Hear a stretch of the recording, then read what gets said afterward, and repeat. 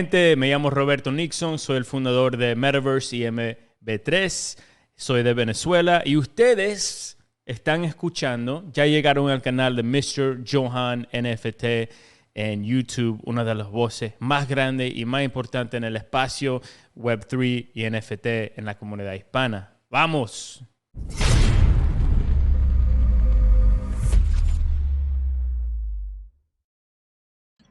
Buen día, Gret. ¿Cómo estás? Hey, Greg. Good afternoon. How are you? Doing great. How you guys doing? Bueno, un Dice gusto. que estaba perfecto. ¿Qué tal estás tú? Muy bien, muy bien. Un gusto poderlo entrevistar y poderlo tener para nuestro canal, para que la comunidad hispana conozca más de una persona que es coleccionista de la Web3. Okay, Mr. Johan said that it's a pleasure to have you here. Thanks for coming. And it's an honor for us to interview you, knowing the record that you have and the experience that you have.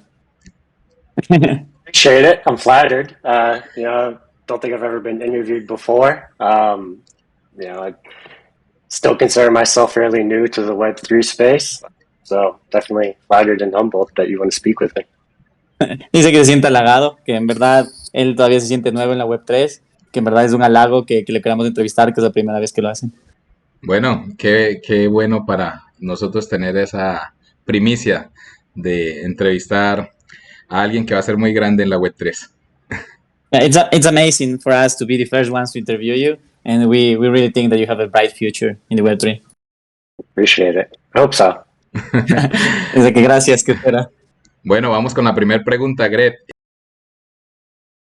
¿Quién es Gret Parker? Who is Web Parker, like from a Web2 approach? Sure. So I'm a software engineer, Web2 software engineer. I kind of been coding almost my whole life.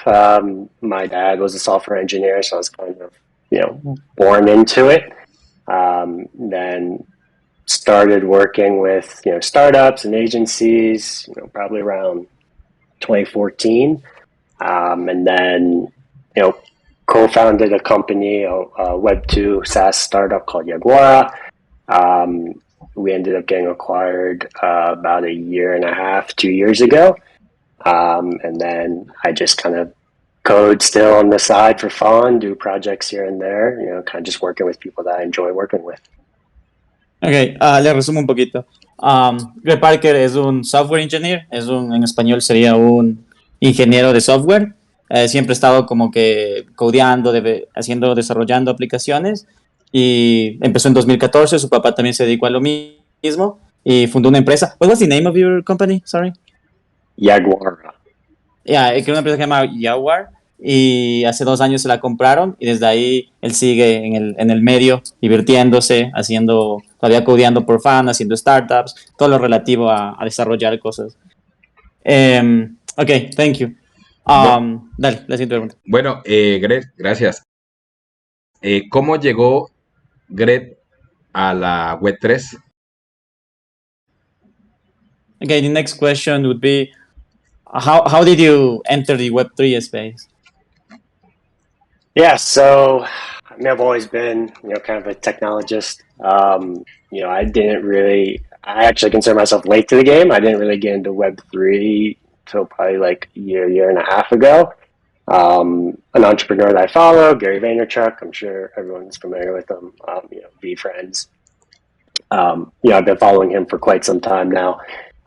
He's kind of always early on things, so he kind of went heavy in, to the NFTs.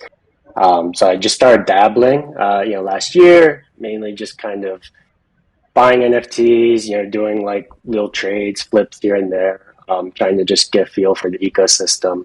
And then I'd say probably about 4 or 5 months ago is when I kind of really went, all in, and put a lot of time into it, started just consuming everything I could, articles, YouTube videos, Twitter spaces, everything I could get my hands on. And then kind of, from there came up with my kind of,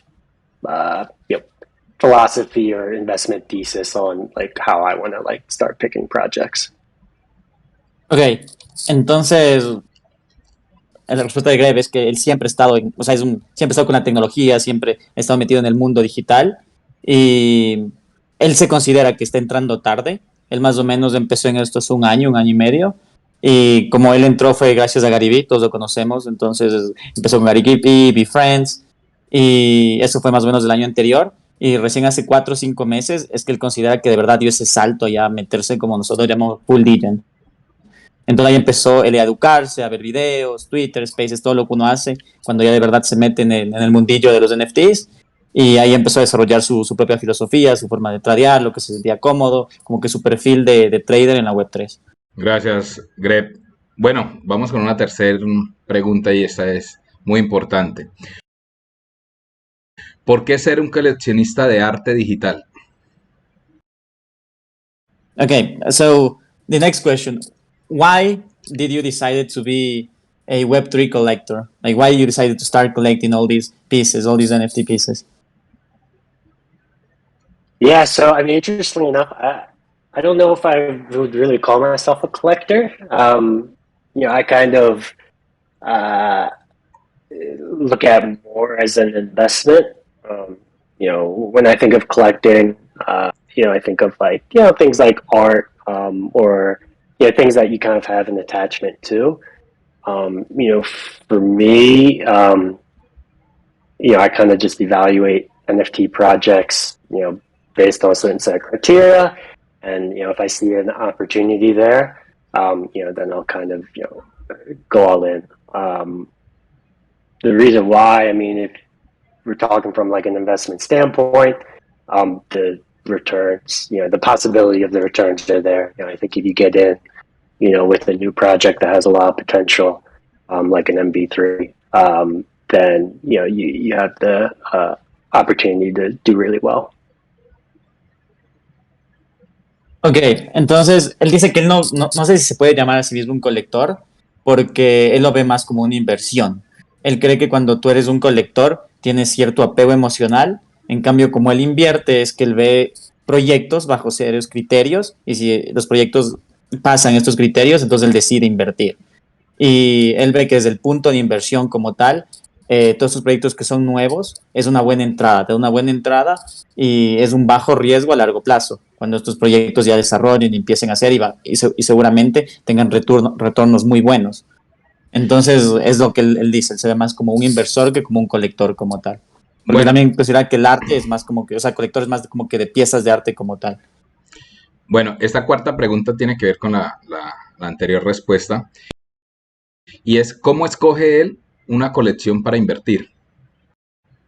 Okay, the next question is attached to the last one. You said that you had certain criteria before selecting a collection to invest in. Can you tell us about which criteria you use? Yeah, sure. I kind of break it down into, a few categories. First and foremost is the team. I think without that, it doesn't matter. I'm Me personally, I'm a sucker for founders and teams that are doxed. There's a lot of great projects out there by undoxed founders, and I'm sure they'll do really well. But for me personally, I think when you're doxed, you have a lot more to lose, and I think you're just a lot more committed. I think last bull run, like last winter, whatever, we saw just a bunch of projects from some undoxed founders like got launched, basically like took the mint money and like disappeared, and no one like knew who they were or anything. So that's a big one. Also with the team, I like a kind of a combination of like creative and talent and kind of like business savvy operations. I think when you have that combination, you're really kind of set up for success there. On the kind of branding and marketing side, I think it's obvious, like I like good production quality, whether that's art or animation or music. I'm really intrigued by, you can tell by my, collection, these NFT projects that are starting to do this kind of franchise story development. I think that's super cool, like what MB3 and Sneaks of Nature are doing. I think it's like a new category, and I think it's interesting because it allows to keep the holders and the audience interested for a long period of time, without having to just like constantly try to do like airdrops or things like that to kind of keep that attention. I like founders that have large social followings. You can get the word out there. In terms of like revenue and sales, I'm definitely interested in projects that are able to generate revenue outside of secondary sales. I think that's another thing that we saw, last market where, these projects would launch and they would just rely on that revenue from the secondary sales and had no means of, generating elsewhere. So like MB3 and Sneaks,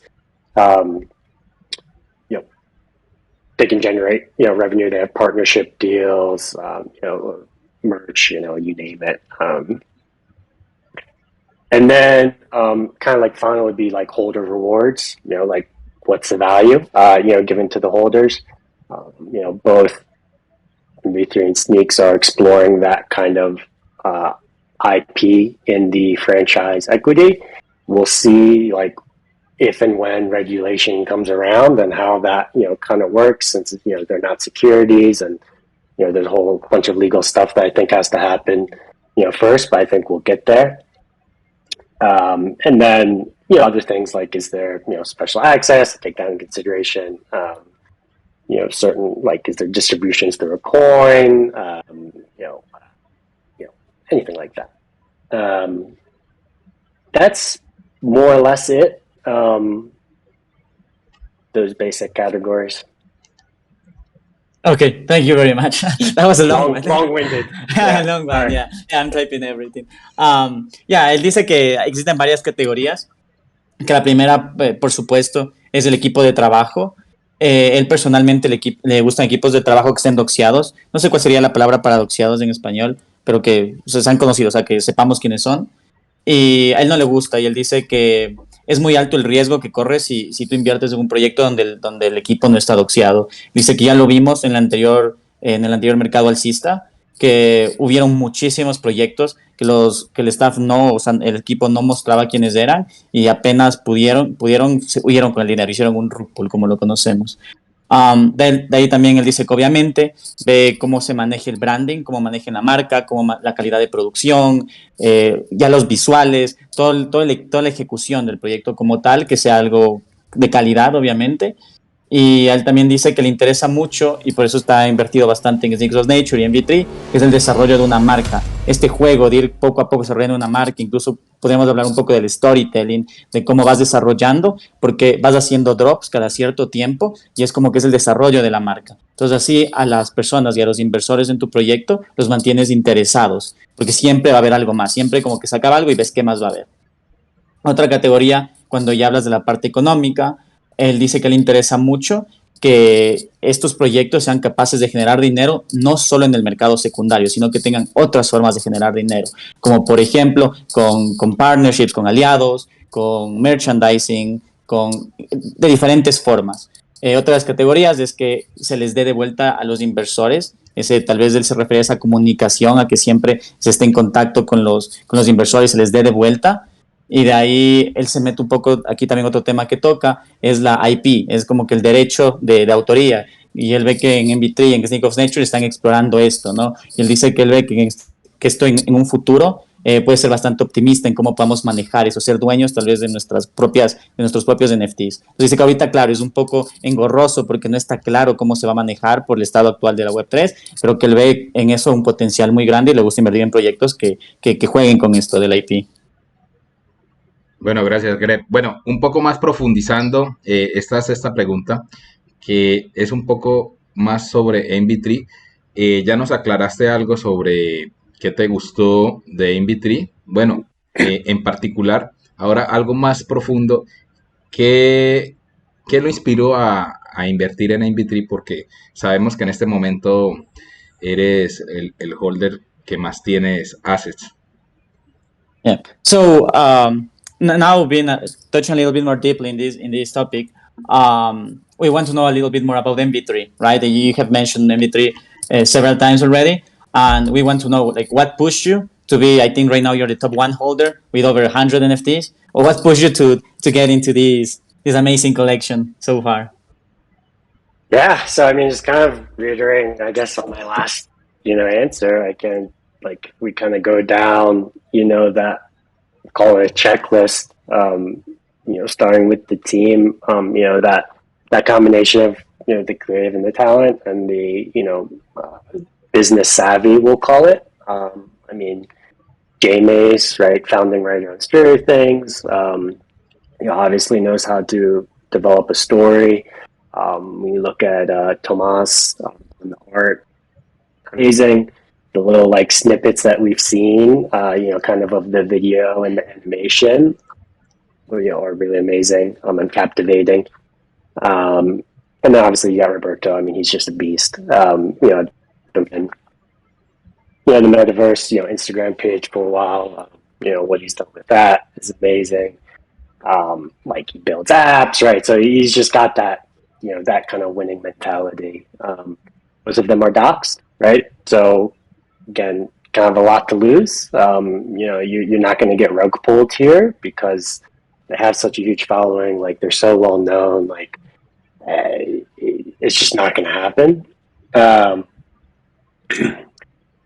In terms of revenue, I know they just signed a deal with UTA, United Talent Agency.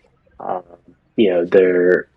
have no doubt that they're going to secure many kind of brand partnerships, moving forward. Holder rewards, I kind of already mentioned, they've stated, clearly that, they want their holders to have, equity ownership in the franchise. Again, we'll see what happens when that, kind of gets legal. And then, just kind of, they kind of just check all the boxes. And if you're looking at it purely from a, financial standpoint, if you look at some of the projects last bull run who, just soared well beyond, if you're talking floor price, way beyond a 1 ETH, a 2 ETH, that in my opinion, aren't even in the same league, as what MB3 is and what they will be. And I think their floor price now is at 0.2. So you're looking at, a 10x or something, and you're just not going to find that, I don't think, in many projects. Even looking at some of the quote unquote blue chips, I'm sure next run, they're going to go up, but are you really going to see that 10x, from those? So yeah, super bullish. Clearly. Okay, thank you very much. Su respuesta se basa un poco en la anterior, ¿no? El criterio que él nos dio, simplemente en Vitri cumple todos estos criterios. Entonces nos vamos por el equipo. Dice que es un equipo muy talentoso, que se sabe lo que están haciendo, todos están doxiados, se dieron a conocer. Entonces empezando hablando él habló de 3 personas dentro del equipo, que son obviamente G-Mace, ya tiene experiencia, sabe lo que es crear una historia debido a su profesión, sabe y es muy bueno en lo que hace. De ahí Tomás, que también una máquina, el arte, dice, se ve increíble, y aparte los videos y todo en sí, la producción digital, la producción visual es estupenda. Y de ahí Roberto, literalmente definido como una bestia, ¿no? It's a beast. Es cómo construye el proyecto, cómo maneja las redes sociales, sabe lo que hace y tiene una mentalidad de ganador. Entonces, el equipo en sí muy sólido.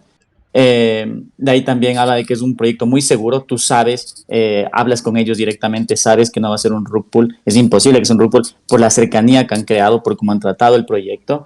En cuanto a los ingresos, sabes que de lo que él hablaba anteriormente, ¿no? Que no solo son ingresos que pueden generar ingresos fuera del mercado secundario. Entonces tú sabes, recién MV3 firmó este acuerdo con UTA. Tú sabes que este es uno y se van a venir muchos más.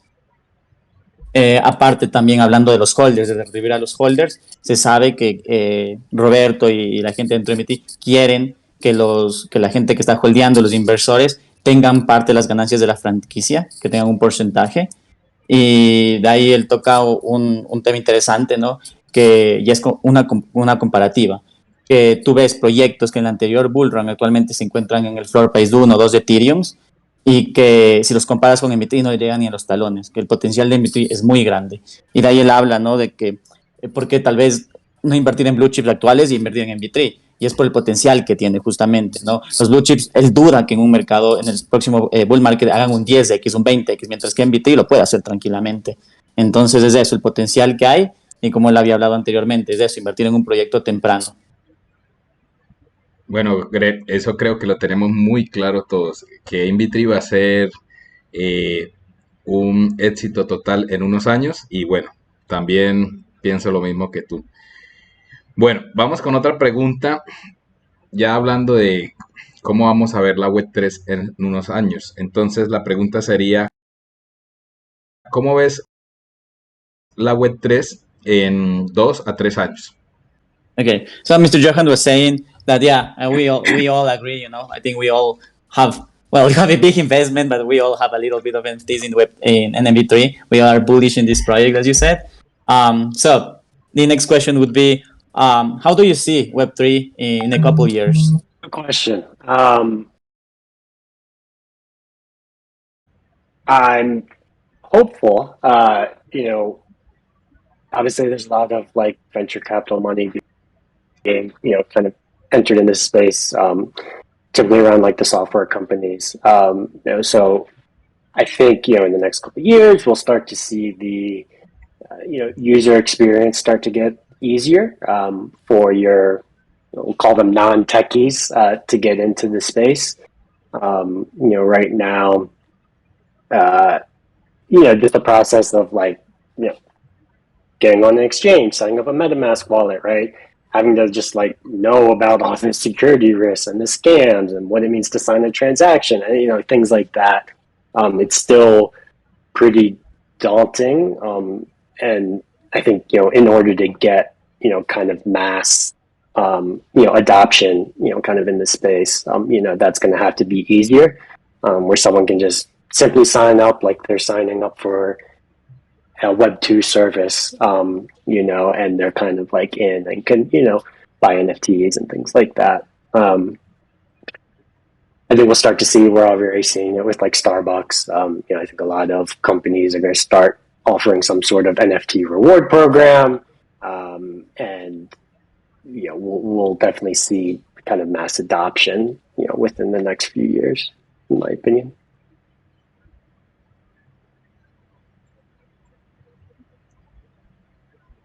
Ok, bueno, me dice que es una buena pregunta, ¿no? Creo que es complicado saber el futuro, pero la visión que él tiene es que él ve que en un futuro, y ya desde ahorita está viendo que hay franquicias grandes, empresas grandes, invirtiendo dinero en la Web3, y él cree que en los siguientes años se va a volver más amigable. Actualmente, para la gente que no es techie, como se llama, la gente que no está adecuada a estar en el mundo digital, estar en las computadoras, es muy complicado entrar a este mundo. Y hay que crear una MetaMask, comprar la criptomoneda, y todo esto es complicado, no es algo que cualquier ser humano lo pueda hacer. Entonces él ve que va a haber una simplificación de los procesos, que va a ser algo mucho más amigable, para que así las grandes masas puedan venir a este entorno. Entonces se van a simplificar esos procesos para comprar los NFTs y todo lo que tenga que ver con la Web3. Él dice que una vez que pase esto, él cree que todas estas empresas grandes como Starbucks van a empezar a incluir dentro de sus negocios, de su método de negocio, premios con NFTs y cosas relacionadas a los NFTs y a la Web3. Bueno, gracias, Greg. Bueno, entonces venimos de algo que creo yo conveniente para la Web3 es algo de educación. ¿Qué tan importante es educar la comunidad en la Web3? Okay, so I think this is an obvious next question. Is like, for the Web3, to keep developing. How important do you think there is the education for the investors and the people coming to the Web3? Sorry, you chopped up a little bit there. I think I'll repeat. So in order for Web3 to keep developing, how important do you think education is for the investors? Yeah, I mean, super important. Again, just kind of going back, to my last, kind of or answer. In order to get that mass adoption, I think education is super important. Like even things like security, and scams and like all of that. It seems like every day, someone posting on Twitter like, "Oh, I just lost like my entire wallet." The concept of like a hot wallet and a cold wallet, right? Like even that alone, it's so important. And I think when it comes to educators, I like the ones that like really, I can't remember his name. I have to look him up. They really dumb it down. Like I'm a fan of those like YouTube videos with like whiteboard sessions, basically, and really kind of speaking to again those kind of like non-techies. And yeah, I mean, I think for like builders, like the Web3 builders in the space, I assume probably most of them are self-taught, and will continue to, teach themselves and, build great things.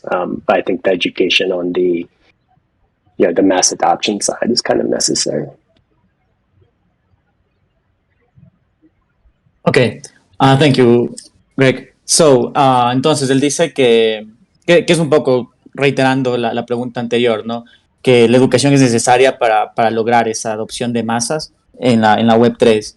Entonces él dice que actualmente es normal, ¿no? Ver los scams, la gente en Twitter quejándose de que le robaron todo. Entonces es necesario que la gente aprenda esos conceptos básicos que para muchos otros son como la cold wallet, la hot wallet. Entonces, todo eso tiene que irse dando. Él dice que hay educadores, ¿no? Hay esta sección de gente educadora y que él es fan de eso, sobre todo la gente que hace videos en YouTube con el pizarrón y que muestra de una forma sencilla, de nuevo, él repite, para la gente que no es techie, para la gente que no está adecuada, que no es su diario vivir, estar con la tecnología. Entonces, él es fan de la gente que explica esto de manera simple para que estas personas puedan ir ingresando a la Web3. Y él dice que también él ve que, por ejemplo, actualmente lo que nosotros llamamos los builders, la gente que está construyendo acá la Web3, la mayoría son autodidactas, gente que ellos mismos se crearon y ellos van a seguir haciendo eso, pero no todos son así. Entonces es necesario que haya eso, ¿no? Que se empiece a educar a las grandes masas y que se empiece a seguir expandiendo esto para que la Web3 pueda seguirse desarrollando. Gracias, Greg. Bueno, y una última pregunta es, ¿cuál cree que sería el siguiente paso para que la industria de NFTs crezca? Okay, so the last question, that would be, what do you think is the next step that the Web3 needs to, like, what's the next step for it to become, like, even bigger? Like, maybe in the short term.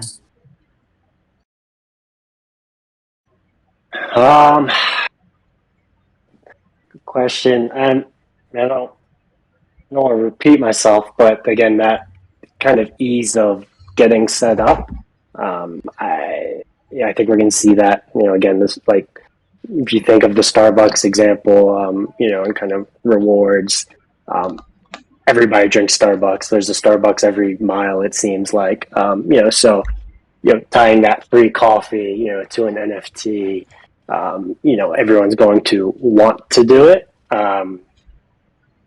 It just has to be easier to set up. It has to be just like an app that I download, I connect my bank account, and I'm good, right?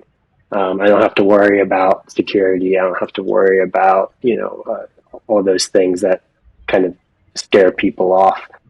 I think once it gets to that point, then people will start to really understand the concept of like digital assets, and they're just assets like everything else, and how just everything in our life goes to digital eventually, and this is just another, kind of step towards that. Ok, amazing. Él nos dice, es un poco, ¿no? Repitiendo lo que había dicho, que tiene que ser más fácil, ¿no? Y él vuelve al ejemplo que había dado de Starbucks y ahonda un poco más. Y él dice, por ejemplo, que Starbucks te da un café gratis si tú haces algo relacionado con un NFT, ¿ya? Pero tiene que ser más fácil para que la gente quiera hacer esto. Entonces dice, por ejemplo, que sea simplemente mediante una app en la que conectas a tu banco y listo, ya está. No tienes que hacer mucho, no te tienes que preocupar de la seguridad, no tienes que preocupar de estar creando tu meta, más nada, sino que es algo mucho más sencillo. Yo creo que recién ahí es que va a empezar la gente a comprender el concepto de un bien digital y a querer meterse en este mundo de la Web3. Entonces eso, simplemente simplificar los pasos y hacer algo que sea mucho más amigable para el usuario común. Bueno, Greg, muchísimas gracias por este tiempo y por último, quería pedirte un mensaje para toda la comunidad hispana que nos ve en el canal de YouTube, un mensaje para que se vinculen a la Web3. También estamos haciendo un trabajo de educación donde vamos a, con simples videos sencillos y básicos, empezar a enseñar cómo descargar un MetaMask, cómo hacer una compra de un NFT, cómo setear un gas, que son cosas sencillas en la Web3, pero que muchas personas no lo saben. Y bueno, estamos haciendo ese trabajo para que también se vinculen muchas más personas, porque necesitamos que la Web3 se dé a conocer por todo el mundo y que se vinculen muchas más personas. Okay. First of all, thank you very much again. Like, for us, it's a pleasure to have you here. And then we wanted to finish. If you can help us giving a message to the Hispanic community that looks this video. We, as Mr. Johan in Mr. Johan channel, we're always trying to educate people. We are trying to make videos and tutorials about these first baby steps. You know, how to make your MetaMask, your first buy, how to set gas. You know, all these little things. As we think that all of us should like help to make Web3 mainstream and to make everyone like get to know what Web3 is. Yeah, thank you. Thank you for having me. Like I said, first interview, first podcast, so yeah, super fun. And yeah, you guys, keep doing what you're doing. I'll have to brush up on my Spanish, to start consuming a lot more of your content. But keep educating. Listo. Nos dice que igual para él es un placer estar aquí, es el primer interview podcast que tiene y que el mensaje sería como que sigamos adelante con lo que estamos haciendo, que lo estamos haciendo bien y que sigamos con esto y que él va a intentar perfeccionar su español y ver un poquito más de lo que nosotros hacemos. Claro que sí, Greg. Muchísimas gracias por su tiempo para poder comunicar un poco a la comunidad. Bueno, sé que en un tiempo futuro vamos a ver a Greg como un símbolo de la Web3. Entonces, muchas gracias por esta entrevista y bueno que somos los primeros en entrevistarlo. Okay, thank you again. Thank you again, Greg. We know that your future is bright. We know that it's just a matter of time till you become like an idol or like a big guy in the Web3 if you are not already. And as we said, it's an honor for us to have you here as the first interview, as your first interview. Appreciate it, guys. Okay, gracias. Thanks. Bueno, vamos a un saludito ahí para tomar una imagen. Thanks, guys.